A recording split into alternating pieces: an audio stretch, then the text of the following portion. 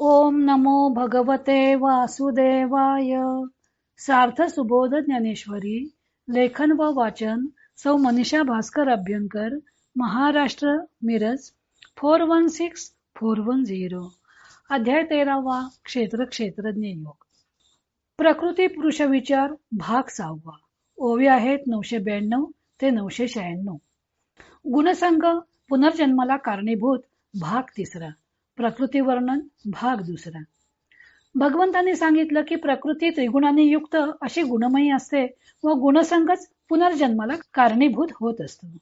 ज्ञानदेवांनी या श्लोकाचं स्पष्टीकरण करताना प्रथम पुरुष कसा आहे ते सांगितलं आणि आता ते प्रकृतीचे वर्णन नाना उत्प्रेक्षांनी करत आहेत.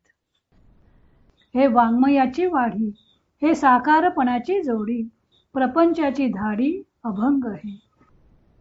ही शब्दसृष्टीची वृद्धी आहे, ही साकारपणाची प्राप्ती आहे व ही प्रपंचाची न भंगणारी धाडी आहे म्हणजे हल्ला आहे. कळा येथून झालिया, विद्या इयेच्या केलिया, इच्छा ज्ञान क्रिया बियाली हे.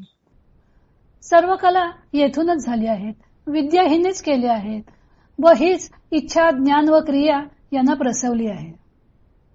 हे नादाची टाकसाळ, हे चमत्काराचे वेळ ओळ, किंबहुना सकळ खेळू इयेचा. ही नादाची टाकसाळ आहे म्हणजे शब्द मात्र हिच्यापासून उत्पन्न झाला आहे. ही चमत्काराचे घर आहे, फार काय सांगावे, सर्व खेळ हिचाच आहे. जे उत्पत्ती प्रलय होत, ते इयेचे सायंप्रात, हे असो अद्भुत मोहन आहे. जे उत्पत्ती व प्रलय आहेत ते हिचेच सकाळ आणि संध्याकाळ आहेत, हे असो ही प्रकृती अद्भुत भुरळ आहे. हे अद्वयाचे दुसरे, हे निसंगाचे सोयरे, हे निराळेसी घरे नांदत असे. ही प्रकृती एकाकी असणाऱ्या पुरुषाची जोडीदारी आहे व संग नसणाऱ्या पुरुषाची संबंधी आहे व ही प्रकृती निराकारी पुरुषासह संसार करून कालक्रमणा करत आहे. ज्ञानदेव प्रकृतीचे उत्प्रेक्षाने वर्णन करत आहेत. 5वी उत्प्रेक्षा आहे वाङ्मयाची वाढी. वाङ्मय शब्द लौकिकार्थाने साहित्य म्हणून वापरला जातो. साहित्य हे सगळे शब्दरूप आहे. लौकिक व अलौकिक वाङ्मयाची वाढ करणारी असा अर्थ बाबाजी पंडितांनी केलेला आहे. वाङ्मय शब्द वाक शब्दाला मय प्रत्यय लावून झालेला आहे.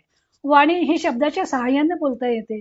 ज्ञानदेव अमृतानुभवात म्हणतात की किंबहुना तिये प्रणवाक्षरी विरूढतीये, दशेची ही वैरिये शिवशक्ती. अविनाशी अशा परमात्म्यातून प्रणव रूपातून शिव आणि शक्ती प्रादुर्भूत झाली. ती दोघे परा पश्यंती मध्यमा व वैखरी अशा क्रमाने प्रणवरूप ओंकारावर विशेषरित्या आरूढ झाली. म्हणजेच स्थावर जंगमात्मक सृष्टी तिचे स्वरूप धारण करून त्यांनी अनेक नामरूपांचा स्वीकार केला.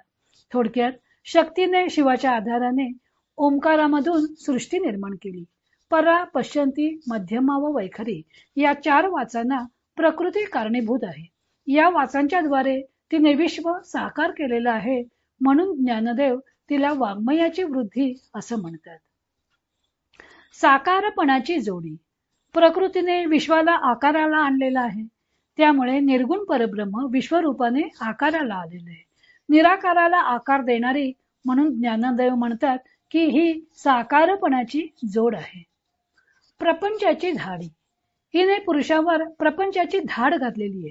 प्रपंच म्हणजे पंचमहाभूतांपासून बनलेली सृष्टी. पुरुष प्रकृतीच्या गुणसंगात अडकले असल्यामुळं त्याला ही सृष्टी खरी वाटते. पिकावर टोळधाड आली की ती संपूर्ण पिकाचा नाश करते. तसेच या प्रकृतीच्या धाडीमुळे पुरुष आपले स्वरूप ओळखू शकत नाही व जन्म मरणाच्या फेऱ्यात अडकतो. टोळधाड ही काही काळापुरती असते, येते आणि नंतर निघूनही जाते. पण प्रकृतीची धाड ही अभंग आहे. ही पुरुषावर अखंडपणे घाला घालत असते. हा घाला ती कसा घालते याविषयी सांगताना ज्ञानदेव म्हणतात की 14 विद्या 64 कला हिच्यापासून निर्माण झालेल्या आहेत. इच्छा ज्ञानरूप जाणीव आणि क्रिया यांना हिनेच जन्म दिलेला आहे. यांच्या सहाय्याने ती पुरुषाला बोलवते व त्याच्यावर घाला घालते. त्याला स्वरूपाची आठवण होऊ देत नाही. नादाची टांकसाळ. प्रकृती म्हणजे नादाची टाकसाळ आहे. टांगसाळीमध्ये विविध नाणी निर्माण होत असतात. प्रकृतीने ओंकारातून ही सृष्टी निर्माण केलेली आहे. ती विविधतेने युक्त आहे. असंख्य भूतमात्र या नादरूपी टांगसाळीतून नाण्याप्रमाणे उत्पन्न होत असतात, म्हणून ही नादाची टांगसाळ आहे. चमत्काराचे वेळाओळ ही चमत्कारांचं घर आहे. जे नाही असे वाटते ते भासवणे हा चमत्काराचा पाया आहे. सृष्टी ही वास्तविक नसताना ती आहे असे भासवते व त्यातून अनेक भ्रम निर्माण करते, म्हणून ती चमत्काराचे घर आहे. हा सर्व विश्वरचनेचा हिचाच खेळ आहे. अद्भुत मोहन हिने पुरुषावर अद्भुत अशी मोहिनी घातलेली आहे. सृष्टी सत्य आहे असे ती त्याला भासवते.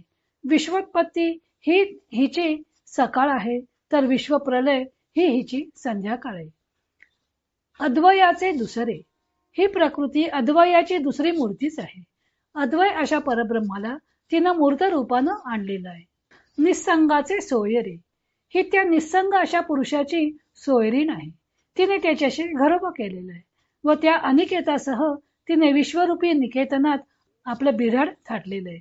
पुढे ज्ञानदेवानी प्रकृती पुरुषाशी घरोबा जोडून कसा संसार करत आहे त्याचं वर्णन केलेलं आहे. तो भाग आपण उद्या पाहू.